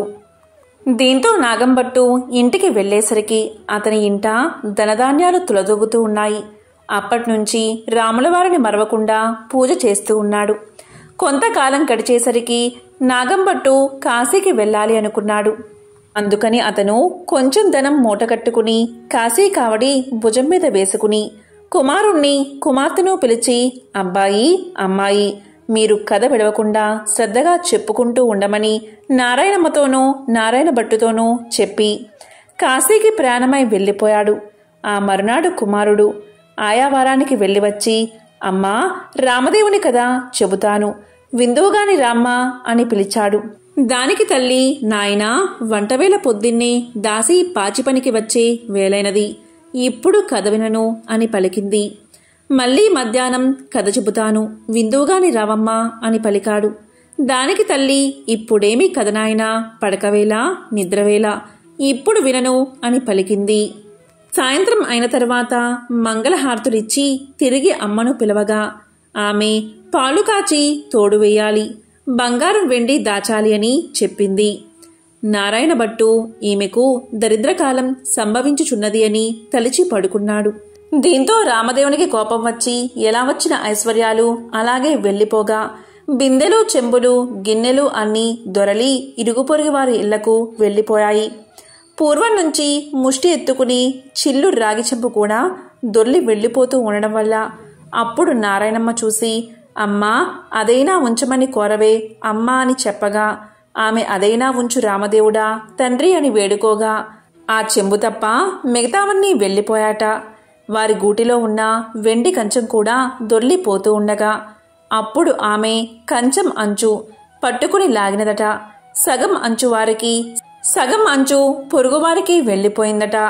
మరునాటి ఉదయమున ఆమె వారింటికి నిప్పు కోసం వెళ్ళి వారింట్లో ఉన్న కంచం అంచు మాదే అన్నదట. మీ కంచం అంచు మా ఇంటికి ఎలా వచ్చిందమ్మా? మేము మీ ఇంటికి వచ్చామా, మీరు మా ఇంటికి వచ్చారా? కాబట్టి ఆ కంచం మాదే అన్నారట. అలా కాదు, మా ఇంట్లో కూడా కంచం అంచు ఉంది, పట్టుకుని వస్తానని రెండూ దగ్గర పెట్టి చూడగా రెండూ అతుక్కుపోయాయట. మాది అని వారు పుచ్చుకున్నారట. దీంతో సిగ్గుపడి ఇంటికి వచ్చిందట తల్లి. అప్పుడు కుమారుడు చూసి, ఏమన్నారమ్మా అని అడగగా మాదే అని వారే పుచ్చుకున్నారని సమాధానం చెప్పిందట. అప్పుడు కుమారుడు, ఇప్పుడు రామదేవుని కథను చెబుతాను, వింటావమ్మా అని అడిగాడు. నేను కథ వినను, కార్యము వినను, ఏ పని పాటో చేసుకుని బతుకుతా కాని రామదేవుని కథ మాత్రం వినను అని పలికింది తల్లి. దీంతో ఎలా వచ్చిన ఐశ్వర్యం అలాగే వెళ్ళిపోయింది. నీ చెల్లెల్ని మాత్రం తీసుకుని వెళ్ళి ఎవరికైనా ఇచ్చి పెళ్లి చేయమని చెప్పింది తల్లి. ఆమె ఆజ్ఞ ప్రకారంగా నారాయణ భట్టు ప్రయాణమయ్యాడు. వారు ఊరు చివరికి వెళ్లేసరికి కాశీకి వెళ్లిన నాగంభట్టు తిరుగు ప్రయాణమై ధనం మూటగట్టుకుని వస్తున్నాట. కొంత దూరం వచ్చేసరికి ఆయన ఊరు చివరకు వచ్చినారు. అక్కడ కోనేరు కనిపించింది. ఆ కోనేరులో కాలు కడుక్కుంటూ ఉండగా ఎక్కడ్నుంచో ఒక పెద్ద గరుడ పక్షి వచ్చి ఆ డబ్బు మూటను ఎత్తుకుపోయింది. అయ్యో అని నాగంభట్టు విచారిస్తూ ఇంటికి వస్తూ ఉండగా కొంత దూరం వచ్చేసరికి నారాయణమ్మను, నారాయణ భట్టును చూసి, అబ్బాయి అమ్మాయి మీరు సుఖంగా ఉన్నారా అని అడిగాడు. ఏమున్నది నాన్నగారు, యథాప్రకారానికి ఏమీ లోటు లేదు. మీరు వెళ్ళినది మొదలు కథ చెబుతాను వినమంటే అమ్మ వినలేదు. కాబట్టి రామదేవునికి కోపం వచ్చి ఎలా వచ్చిన ఐశ్వర్యం అలాగే వెళ్ళిపోయింది అని జరిగిందంతా తండ్రికి చెప్పారు. ఆమె ఆజ్ఞ ప్రకారం వెంటబెట్టుకుని వస్తున్నాను. మీ ఆజ్ఞ ఏమిటి నాన్నగారు అని నారాయణ భట్టు తండ్రిని వేడుకోగా, సరే అలాగే చేయమని చెప్పి నాగంభట్టు విచారిస్తూ ఇంటికి వెళ్ళాడు. నారాయణ భట్టు నారాయణమ్మను వెంటబెట్టుకుని వెళ్తూ ఉన్నాడు. వెళ్ళగా వెళ్ళగా కొంత దూరం వెళ్ళేసరికి నారాయణ భట్టుకు ఒక బ్రాహ్మణుడు కనిపించాడు. ఓ బ్రాహ్మణుడా, నీకు నా చెల్లెల్నిచ్చి పెళ్లి చేస్తాను, చేసుకుంటావా అని అడిగాడు. దానికి ఆ బ్రాహ్మణుడు, నాకు పెళ్లి వద్దు, పేరంటము అక్కర్లేదని చెప్పాడు. మర్రా నారాయణ భట్టు చెల్లెల్ని వెంటబెట్టుకుని కొంత దూరం వెళ్ళేసరికి ఇంకొక బ్రాహ్మణుడు కనిపించాడు. అప్పుడు నారాయణ భట్టు ఆ బ్రాహ్మణుడితో, ఓ బ్రాహ్మణుడా, నా చెల్లెల్నిచ్చి పెళ్లి చేస్తాను, చేసుకుంటావా అని అడిగాడు. దానికి ఆ బ్రాహ్మణుడు కూడా, నాకు పెళ్లి వద్దు, పేరంటము వద్దు, ఇదివరకే 2 భార్యలున్నారు అని సమాధానం చెప్పాడు. మరలా నారాయణ భట్టు నారాయణమ్మను వెంటబెట్టుకుని వెళ్తూ ఉండగా త్రోవలో ఒక పెద్ద పూలతోట కనిపించింది. ఆ తోటలో అన్నా చెల్లెలు కూర్చుని రామదేవుని కథ చెప్పుకుంటూ ఉండగా ఎక్కడ్నుంచో ఒక బ్రాహ్మణ యువకుడు వచ్చి పూలు కోసుకుంటూ ఉండగా ఆ యువకుణ్ణి చూసి నారాయణ భట్టు, ఓ బ్రాహ్మణుడా, నీకు నా చెల్లెల్నిచ్చి పెళ్లి చేస్తాను, చేసుకుంటావా అని అడిగాడు. దానికి ఆ బ్రాహ్మణుడు, పెళ్లి చేస్తానంటే వద్దంటానా, కానీ మా గురువుగారు ఉన్నారు, వారి ఆజ్ఞ ప్రకారం ఆయన పెళ్లి చేసుకోమంటేనే చేసుకుంటాను అని సమాధానం చెప్తాడు. అప్పుడు నారాయణ భట్టు, మీ గురువుగారు ఎక్కడున్నారు అని అడగగా పలానా తోటలో ఉన్నారని బ్రాహ్మణుడు సమాధానం చెప్తాడు. వెంటనే నారాయణ భట్టు గురువుగారి దగ్గరకు వెళ్ళి ఇలా పలుకుతాడు, అయ్యా గురువుగారు, మీ శిష్యుడికి నా సోదరునిచ్చి పెళ్లి చేస్తాను, తమరు ఒప్పుకుంటారా అని అడగగా అంతట గురువుగారు ఇలా పలికారు, బ్రహ్మచారిని గృహస్థుడిగా చేస్తానంటే వద్దంటానా, కానీ వాడి దగ్గర చింతాకంత బంగారం లేదు, గోపాదమంతా భూమి లేదు, మీకిష్టమైతే చెయ్యండి, కష్టమైతే మానేయండి అని పలికారు గురువుగారు. అప్పుడు నారాయణ భట్టు గురువుగారికి దండం పెట్టి అలాగ ఎక్కడికో వెళ్ళి 4 అరిటాకులు తెచ్చి పందిరి వేసి గుచ్చిన ముత్యాల తోరణాలు కట్టి గుచ్చని ముత్యాలు తలంబ్రాలు పోసి 70 యాగాల నారాయణమ్మనిచ్చి పెళ్లి చేశాడు. వారు అక్కడే కూర్చుని కథ చెప్పుకున్నారట. అలా కొన్నాళ్ళు గడిచేసరికి ఒక విప్రుడు వచ్చి ఇలా పలికాడట, మీకు 4 ఎకరాల భూమిని దారపోస్తాను, పుచ్చుకోవలసిందిగా చెప్పగా అప్పుడు వారు, మేము రామదేవుని కథ చెప్పుకుంటున్నాము, కథ అయితే పుచ్చుకుంటాం, మీకిష్టమైతే కూర్చుని కథ వినండి అని పలికారు. కథ అయిన తర్వాత ఆ బ్రాహ్మణుడు రాగి చెంపులో నీరు పోసి పలానా తోటలో ఆస్తి ఉన్నది, అనుభవించమని 4 ఎకరాల భూమి వారికి దారపోసి ఆ విప్రుడు ఎక్కడికో వెళ్ళిపోయాడు. ఆ 4 ఎకరాల భూమి అనుభవిస్తూ కథ చెప్పుకుంటూ అక్కడే ఉండిపోయారు. అలా కొన్నాళ్ళు గడిచేసరికి ఆ ఊరి రాజుగారు ఒక భవనం కట్టించి కొంత ధనం పుణ్య దంపతులకు దార పొయ్యాలని చూస్తున్నారట. ఎక్కడ వెతికినా సరైన పుణ్య దంపతులు రాజుకు దొరకలేదు. ఆ రాత్రి రామదేవుడు రాజు కల్లో కనిపించి, పలానా తోటలో పుణ్య దంపతులు ఉన్నారు, వారిని తీసుకువచ్చి దార పొయ్యండని ఆజ్ఞాపించాడట. రామదేవుని ఆజ్ఞ ప్రకారం మర్నాడు ఉదయమే లేచి 16 మంది బోయలను పల్లకిని పంపాడంట రాజు. వారక్కడకు వెళ్ళి, ఏమండోయ్, మా దేశపు రాజుగారు ఒక గృహం కొంత భాగం మీ ఇద్దరికీ దారపోస్తారట, మిమ్మల్ని వెంటబెట్టుకుని రమ్మని పంపారు, కాబట్టి రావాల్సింది అని అడిగారు. అప్పుడు ఆ దంపతులు, మేము రామదేవుని కథ చెప్పుకుంటున్నాం, మీకిష్టమైతే కూర్చుని కథ వినండి అనగా బోయిలు కథ విన్న తర్వాత ఆ పుణ్య దంపతులను తీసుకుని వెళ్ళి రాజుగారికి అప్పగించారు. దీంతో రాజు సంతోషంతో గృహాన్ని ధనాన్ని వారికి దారపోసి వెళ్ళిపోయాడు. అప్పుడు నారాయణమ్మ ఆమె భర్త నారాయణ భట్టు అక్కడ కూర్చుని ఆ గృహము ఆ ధనము 4 ఎకరాల భూమి అనుభవిస్తూ అక్కడే కథ చెప్పుకుంటూ ఉన్నారు. కొన్ని రోజులు గడిచేసరికి నారాయణ భట్టు, అమ్మాయి, నేను ఎన్ని దినాలు ఇలా ఉంటాను, కాబట్టి నే వెళ్ళి రామదేవుణ్ణి తీసుకువస్తాను, నీవు నీ భర్త కథని మానకుండా చెప్పుకోండి అని చెప్పి నారాయణ భట్టు ప్రయాణమై వెళ్ళిపోగా నారాయణమ్మ ఆమె భర్త కథ చెప్పుకుంటూ ఉన్నారు. నారాయణ భట్టు కొంత దూరం వెళ్ళగా ఒక గ్రామం వచ్చింది. ఆ గ్రామంలో ఒక గొల్లవాడు వడ్లు ఎండబోసుకుని కాపలాగా కూర్చున్నాడు. ఆ గొల్లవాడిని చూసి నారాయణ భట్టు ఇలా పలికాడట, గొల్ల, ఈ గ్రామంలో విశేషాలేమిటి అని అడగగా గొల్లవాడు, ఏమున్నది బాబు, నేను పుట్టుకతోనే అందుణ్ణి, మా వాళ్ళు వడ్లు ఎండబోసి నన్ను కాపలాగా కూర్చోమనగా కర్రబుచ్చుకుని కూర్చున్నాను, నా అవస్థ ఇలా ఉంది బాబు అనగా నారాయణ భట్టు ఒక కథ చెబుతాను, వింటావా అని అడిగాడు. దానికి గొల్లవాడు వింటాను అని చెప్పగా నారాయణ భట్టు రామదేవుని కథ వ్రత విధానం చెప్పేసరికి గొల్లవానికి కొంచెం కళ్ళు కనిపించాయి. ఓహో, కథలోనే ఇంత మహత్యముంది, వ్రతం చేసుకుంటే ఇంకెంత మహత్యముంటుందో అనుకుని గొల్లవాడు ఏ దైవానిదో ఏ దేవుడో చెప్పమన్నాడు. అది రామదేవుని మహత్యం. 5 లక్ష్మీవారాలు పూజ చేసి అవునేతో దీపం పెట్టాలి, ప్రసాదం 5 ఉండలు చేసి రామదేవుని ముత్తైదువులకు బ్రాహ్మణులకు ఇరుగు పొరుగువారికి ఇచ్చి భార్యా పిల్లలు తినాలి అని చెప్పి నారాయణ భట్టు వెళ్ళిపోయాడు. ఇలా నారాయణ భట్టు చెప్పి కొంత దూరం వెళ్లేసరికి ఒక రాజు విచారిస్తూ ఉన్నాడు. ఆ రాజును చూసి నారాయణ భట్టు ఇలా పలికాడు, ఏమి రాజా విచారిస్తున్నారు అని అడిగాడు. దానికి రాజుగారు, నాయనా, నా భార్యా బిడ్డలు పరారయ్యారు, నా రాజ్యం పరాయి రాజులు తీసుకున్నారు, నా అవస్థ ఇలా ఉన్నది అని చెప్పాడు. దానికి నారాయణ భట్టు, నేనొక కథ చెబుతాను, వింటారా అని అడిగాడు. దానికి రాజుగారు, వింటాను, చెప్పవలసింది మహానుభావా అని పలకగాని నారాయణ భట్టు రామదేవుని కథంతా చెప్పి వ్రత విధానమంతా వివరించాడు. ఆ రాజుగారు వ్రతం చేసుకోగా పరారైన భార్యాబిడ్డలు పరాయిరాజు తీసుకున్న రాజ్యం తిరిగి ప్రాప్తించింది. అప్పుడు రాజు సంతోషంతో నారాయణ భట్టును చూసి, ఏమండి మహానుభావా, మీరు ఏ దేవుడో చెప్పవలసింది, మిమ్మల్ని పూజ చేసుకుంటాము అని పలకగాని నారాయణ భట్టు, నేను ఏ దేవుణ్ణి కాను, ఇది రామదేవుని కథామహత్యం, మీరు 5 లక్ష్మీవారాలు 5 ఆదివారాలు పూజ చేయమని చెప్పి వ్రత విధానమంతా చెప్పి మరలా కొంత దూరం వెళ్ళగా ఒక స్త్రీ విచారిస్తూ కూర్చుని ఉన్నది. ఆ స్త్రీని చూసి నారాయణ భట్టు ఎందుకు విచారిస్తున్నావు అని అడగగా ఆ స్త్రీ ఇలా పలికింది. ఏముంది బాబు, చిన్నతనంలోనే పెళ్ళయింది. నా భర్త దేశాంతరం వెళ్ళిపోయాడు. నా తల్లి తండ్రి అత్తమామలు కొన్నాళ్ళు చూసి ఎన్నాళ్ళు నిన్ను ఇలా చూస్తాము అని వదిలేశారు. కాబట్టి నా అవస్థ ఇలాగున్నది బాబు అని తెలియచేసింది.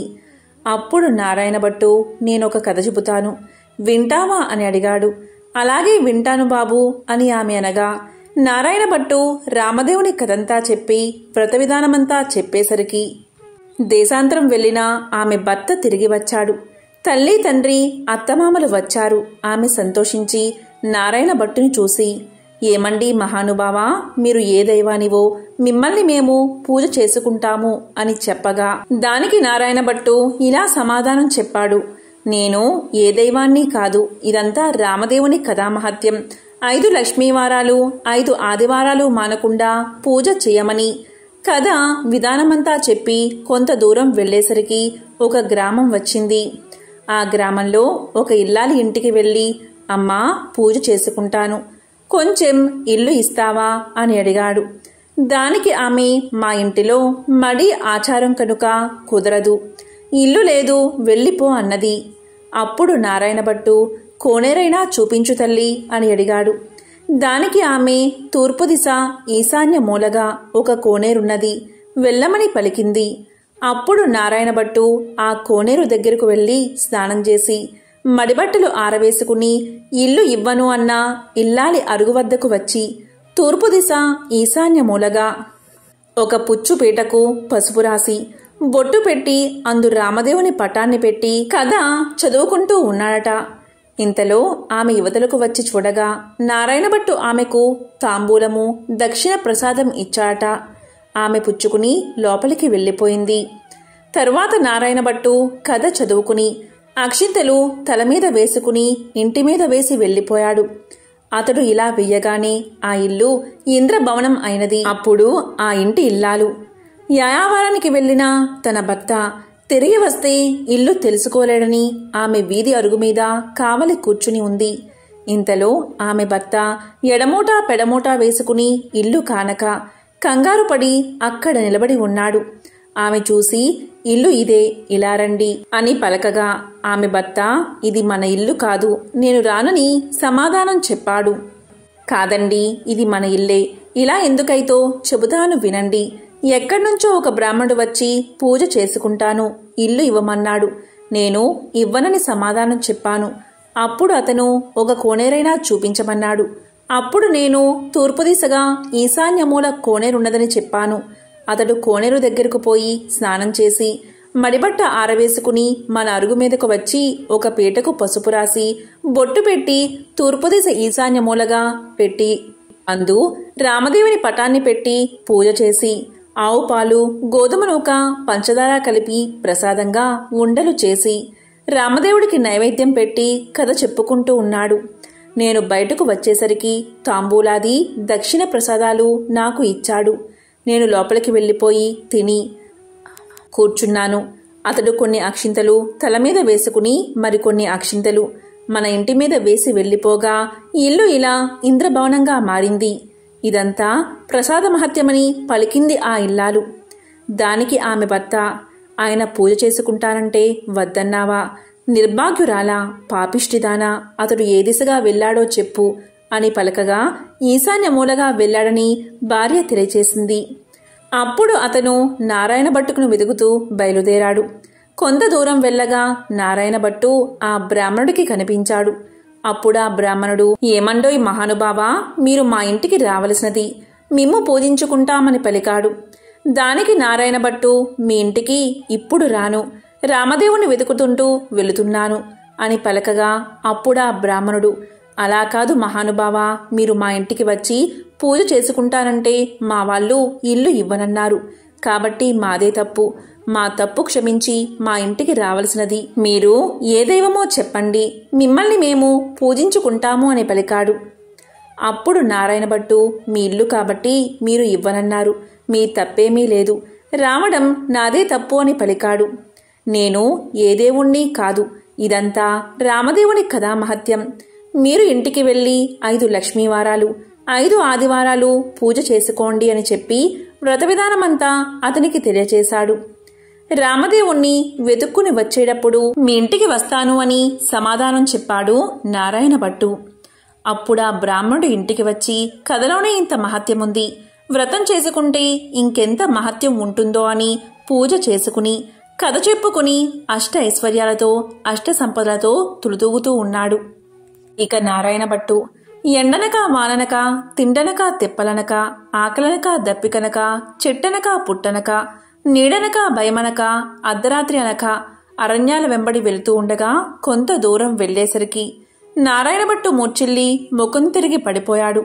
అప్పుడు రామదేవుడికి దయ కలిగి ముసలి బ్రాహ్మణ వేషంతో వచ్చి నారాయణ భట్టు ముఖం తుడిచి లేవదీసి మంచినీళ్లు ఇచ్చి మా ఇంటిలో భోజనం చేద్దువుగాని రమ్మని పలికాడు. నేను భోజనం మాత్రం చేయను, నేను రామదేవుణ్ణి వెతుక్కుంటూ వెళ్తున్నాను, ఒక కోనేరు మాత్రం చూపిస్తే స్నానం చేసి వస్తాను అని పలికాడు. దానికి ఆ బ్రాహ్మణుడు తూర్పు దిశలో ఈశాన్య మూల ఒక కోనేరు ఉన్నది, వెళ్ళమని చెప్తాడు. దాంతో నారాయణ భట్టు ఆ కోనేరు వద్దకు వెళ్లి స్నానం చేసి పైకి వచ్చేసరికి అక్కడ ఇంద్రభవనంలా మారిపోతుంది. లోపలకు వచ్చేసరికి సీతమ్మవారు వెండి కంచాలు వెండి పీటలు పైడి కంచాలు కనిపించాయి. అప్పుడు నారాయణ భట్టుకు రామదేవుడు సీతమ్మ ఎదురై మా ఇంటిలో భోజనం చేద్దువు గాని రమ్మన్నారట. నేను భోజనం మాత్రం చెయ్యను, రామదేవుణ్ణి వెతుక్కుంటూ వెళ్తున్నాను అని నారాయణ భట్టు పలికాట. అప్పుడు దానికి నేనే రామదేవుణ్ణి అని చెప్పగా అయితే కావచ్చు మహానుభావా, నాకు దర్శనం కావాలి అని చెప్పగా అప్పుడు పులిచర్మంతో రుద్రాక్షలతో విభూతి రేఖలతో నడుమున నాగాభరణంతో శిరస్సున గంగతో పక్కన పార్వతీదేవితో త్రిశూలం త్రినేత్రముతో నంది వాహనుడై ఈశ్వరుడు ప్రత్యక్షమయ్యాడు. అప్పుడు నారాయణ భట్టు వారిని స్తోత్రం చేశాడు. వందే శంభు ఉమాపతి సురగురం వందే జగత్కారణం వందే పన్నగభూషణం మృగధరం వందే పశూనాంపతిం వందే సూర్య శశాంక వహ్నినయనం వందే ముకుంద ప్రియం వందే భక్త జనాశ్రయంచ వరదం వందే శివశంకరం అని స్తోత్రం చేయగా ఈశ్వరుడు ప్రత్యక్షమయ్యాడు. అప్పుడు నారాయణ భట్టు విష్ణుమూర్తి కూడా ప్రత్యక్షం కావాలని కోరాడు. అప్పుడు విష్ణుమూర్తి వక్షస్థలమున వనమాలికతో మెరుపు తీగ వంటి లక్ష్మీదేవితో శంఖచక్ర గదాధరుడై నెమలి పింఛం ధరించి ప్రత్యక్షమయ్యాడు. అప్పుడు హరిని కూడా ఈ విధంగా స్తోత్రం చేశాడు. శాంతాకారం భుజగశయనం పద్మనాభం సురేశం విశ్వాకారం గగన సదృశం మేఘవర్ణం శుభాంగం లక్ష్మీకాంతం కమలనయనం యోగి హృద్యాన గమ్యం వందే విష్ణుం భవభయహరం సర్వలోకైకనాథం అని స్తోత్రం చేయగా విష్ణుమూర్తి ప్రత్యక్షమయ్యాడు. అప్పుడు నారాయణ భట్టు రామదేవుడు ప్రత్యక్షం అవ్వాలి అన్నాడు. రామదేవుణ్ణి స్తోత్రం చేసేసరికి హనుమ సీతారామ లక్ష్మణ భరత శత్రుఘ్నులు సపరివార సహితంగా శ్రీరామచంద్రుడు ప్రత్యక్షమయ్యాడు. అప్పుడు రామదేవుడు ఇప్పుడైనా భోజనం చేస్తావా అని నారాయణ భట్టును అడిగాడు. అలాగే చేస్తా కాని భోజనం అయిన తర్వాత నాతో వస్తానని అభయహస్తమిస్తే భోజనం చేస్తానని పలికాడు. అప్పుడా సీతమ్మ తల్లి 4 కూరలు నవకాయ పిండి వంటలతో పంచభక్ష పరమాన్నాలు వండి వెండి కంచాలు పైడి పీటలు వేసి వారు బందుకోటి పరివార సహితంగా నారాయణ భట్టుకు సీత మహాతల్లి భోజనం వడ్డించింది. అందరూ భోజనాలు చేసి లేచి కర్పూర తాంబూలాలు వేసుకున్న తర్వాత నాతో వస్తానని అభయహస్తమిచ్చావు, కావున మా ఇంటికి నాతో రావాల్సిందని కోరాడు నారాయణ భట్టు. అప్పుడు నారాయణ భట్టు ముందు రామదేవుడు వెనుక తాను బయలుదేరి వెళ్తున్నారు. అలా కొంత దూరం వెళ్లి నారాయణ భట్టు వెనుతిరిగి చూశాడు. అప్పుడా రామదేవుడు కనిపించలేదు. అంత నారాయణ భట్టు ముఖం తిరిగి మూర్ఛ వచ్చి నేల మీద పడిపోయాడు. అప్పుడు రామదేవుడికి దయకలిగి ఒక ముసలి బ్రాహ్మణ వేషంలో వచ్చి నారాయణ భట్టు ముఖం తుడిచి లేవదీసి మంచినీళ్లు ఇచ్చి ఏమీ ఇలా పడిపోయావు, నాతో నడవలేని వాడవు, నన్ను ఎందుకు రమ్మన్నావు అని అడిగాడు. దేవా, నీ మహిమను బ్రహ్మాది దేవతలు యోగీశ్వరులు మునీశ్వరులు తపస్సులు తెలుసుకోలేరు. నీ మహత్యం తెలుసుకోవడానికి నేనెంత వాడని, నా తప్పులు క్షమించి నాతో రావలసినది అని నారాయణ భట్టు రామదేవుణ్ణి ప్రార్థించాడు. అప్పుడు రామదేవుడు, అలాగే వస్తానని, నీవు వచ్చేటప్పుడు ఎవరి ఇళ్లకు వెళ్ళావో వారి ఇళ్లకు నన్ను కూడా నీ భుజాలపై ఎక్కించుకుని తీసుకెళ్లమన్నాడు. అప్పుడు నారాయణ భట్టు రామదేవుణ్ణి భుజాలపై ఎక్కించుకుని కొంత దూరం వచ్చేసరికి ఇల్లు ఇవ్వను అని చెప్పిన ఇల్లాలి ఇంటికి వచ్చారు. అక్కడ ఆ ఇల్లాలు ఆమె భర్త కూర్చుని రామదేవుని కథ చెప్పుకుంటున్నారు. వారి భక్తికి మెచ్చి వారికి అష్ట ఐశ్వర్యాలు ఆయురారోగ్యాలు ఇచ్చి కాపాడి రక్షించాడు రామదేవుడు. మరికొంత దూరం వచ్చేసరికి గొల్ల ఇల్లు వచ్చింది. ఆ రోజు ఆదివారం. నారాయణ భట్టు చెప్పిన మాదిరి పూజ చేసుకుని కథ చెప్పుకుంటున్నారు. వారిని మెచ్చి ఐశ్వర్యాలు ఆయురారోగ్యాలు ఇచ్చి సిరి సంపదలు ఎడబాయకుండా వారిని కాపాడి రక్షించారట. ఇంకా కొంత దూరం వచ్చేసరికి చెల్లెలి ఇల్లు వచ్చింది. అక్కడ వారు రామదేవుని కథ చెప్పుకుంటూ బంగారపు ఉయ్యాల్లో ఊగుతున్నారు. వారిని మెచ్చి ఆయురారోగ్యాలు ఇచ్చి సిరి సంపదలు ఇచ్చి కాపాడి రక్షించాట రామదేవుడు. అప్పుడు నారాయణమ్మ తన ఇంటికి అన్నయ్య వచ్చాడని కాళ్ళు కడుక్కోవడానికి నీళ్ళిచ్చి దాహానికి మజ్జిగ ఇచ్చి మర్యాద చేసింది. అప్పుడు నారాయణ భట్టు ఇలా పలికాడు, అమ్మాయి, నన్నిలా మర్యాద చేయక్కర్లేదు. నేను రామదేవుణ్ణి తీసుకువచ్చాను. నీవు నీ భర్త మా ఇంటికి రావాలి.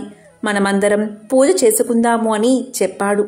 అప్పుడు ఆమె సంతోషంతో అలాగే వస్తానని పలికింది. నారాయణమ్మ ఆమె భర్తతో, నారాయణ భట్టు రామదేవునితో సహా వారందరూ బయలుదేరి వారి గ్రామం పొలిమేరకొచ్చేసరికి గ్రామంలోని వారు కొందరు చూసి పరుగున వెళ్లి వారి తల్లిదండ్రులతో ఇలా పలికారు, ఏమండోయ్ నాగం భట్టుగారు, మీ అబ్బాయి అమ్మాయి అల్లుడు ఇంకా ఎవరో బయలుదేరి వస్తున్నారు అని పరుగున వెళ్లి చెప్పారు. అప్పుడు నారాయణ భట్టు తల్లిదండ్రులు పరుగున వచ్చి సంతోషంతో కొడుకుని కూతుర్ని కౌగలించకబోయారట. అప్పుడు నారాయణ భట్టు చూసి, అమ్మా, నన్ను ముట్టుకోవద్దు. ఇప్పుడు నేను రామదేవుణ్ణి తీసుకువస్తున్నాను. మీరు మా ఇంటికి వెళ్లి 4 మూలలు దులిపి నల్లగా అలికి తెల్లగా ముగ్గు పెట్టి పచ్చగా పసుపు రాసి మామిడాకుల తోరణాలు కట్టి ఒక పీటకు పసుపు రాసి బొట్టు పెట్టి తూర్పు దిశ ఈశాన్య మూలగా ఉంచి రామదేవుని పటం పెట్టి గోధుమ నూక పంచదార ఆవుపాలు కలిపి ప్రసాదం 5 ఉండలు చేసి పూజకు అన్నీ సిద్ధం చేసి నాకు కబురు చెయ్యండి. అప్పుడు నేను రామదేవుణ్ణి తీసుకువస్తాను అని చెప్పాట. వారు సంతోషంతో ఇంటికి వచ్చి 4 మూల్లా దులిపి అలికి ముగ్గులు పెట్టి పచ్చగా పసుపు రాసి మామిడాకుల తోరణాలు కట్టి 4 మూల్లా వెతకగా ఒక పుచ్చుపీట కనిపించింది. ఆ పీటకు పసుపు రాసి బొట్టు పెట్టి కుమారుడు చెప్పిన ప్రకారంగా సిద్ధం చేశారు. నీవు రామదేవుణ్ణి తీసుకురమ్మని కుమారుడికి కబురు పంపారు. అప్పుడు నారాయణ భట్టు సంతోషంతో రామదేవుణ్ణి భుజాలపై ఎక్కించుకుని ఆ గ్రామం 4 వీధులు ఊరేగించి ఇంటికి తీసుకువచ్చి రామదేవుడితో, తండ్రి, మా ఇంటిలో మీరు కుడిపాదం పెట్టాలని ప్రార్థించాడు. అప్పుడు రామదేవుడు వారి ఇంట్లో కుడిపాదం పెట్టేసరికి పెద్ద ఇంద్రభవనంగా మారిపోయింది. అప్పుడు నారాయణ భట్టు రామదేవుడితో ఇలా పలికాడు, అపరాధిని కాబట్టి నాకు ఉన్న ఈ పుచ్చుపీటయే సింహాసనమనుకుని దయ ఉంచి తమను కూర్చోవలసింది అని వినయంగా ప్రార్థించాడు. ఆ మాట రామదేవునికి జాలి కలిగి ఆ పీట మీదే కూర్చునేసరికి అది వజ్రాలు వైడూర్యాలు కెంపులు మాణిక్యాలతో చేసిన బంగారపు సింహాసనంగా మారిందట. అందు హనుమ సీత లక్ష్మణ భరత శత్రుఘ్నాది సపరివార సహితంగా శ్రీరామచంద్రమూర్తి తన ఇంటిలో ఆసీనులై వెలిసారట. అప్పుడు రామదేవుని వ్రతం చేసుకుందామనేసరికి అంతలోనే ఎక్కడ్నుండో ఒక బీద బ్రాహ్మణుడు వచ్చి, ఏమండోయ్ నాగంభట్టు గారు, మీ అబ్బాయికి మా అమ్మాయినిచ్చి పెళ్లి చేస్తాం, ఒప్పుకుంటారా అని అడగగా, పెళ్లి చేస్తానంటే వద్దంటానా బాబు, అలాగే చేసుకుంటాము అని పలికాడట నాగంభట్టు. నాగంభట్టు గారు పచ్చని పందిర్లు వేయించి గుచ్చిన ముత్యాల తోరణాలు కట్టి గుచ్చని ముత్యాలు తలంబ్రాలు పోసి 70 యాగాల నారాయణ భట్టు పెళ్లి చేశాడు. నారాయణ భట్టు పెళ్లిన తర్వాత నాగంభట్టు భార్య, నారాయణ భట్టు భార్య నారాయణమ్మ, ఆమె భర్త వారంతా రామదేవుని వ్రతం చేసి 5 లక్ష్మీవారాలు 5 ఆదివారాలు పూజ చేసి నైవేద్యం పెట్టి కథ మానకుండా చెప్పుకుంటూ ఉండగా వారి భక్తికి మెచ్చి రామదేవుడు వారిని రక్షించాట. సకల ఐశ్వర్యాలను కలిగించాట. ఆరోగ్యంగా జీవించేలా వరాన్ని ప్రసాదించాట. ఈ నోము ప్రపంచమంతా నోచిన వారందరూ అష్ట ఐశ్వర్యవంతులై సుఖంగా ఉండిరి. ఎంతో పవిత్రమైన విశేషమైన ఈ రామదేవుని కథను ఎవరైతే ప్రతిరోజు చెప్తారో లేక వింటారో లేక వినిపిస్తారో అటువంటి వారికి సకల ఐశ్వర్యాలు భోగ భాగ్యాలు కలుగుతాయి. ఆ శ్రీరామచంద్రుడి అనుగ్రహం తప్పకుండా కలుగుతుంది. ఓం రామచంద్రాయ నమః. ఓం నమః శివాయ.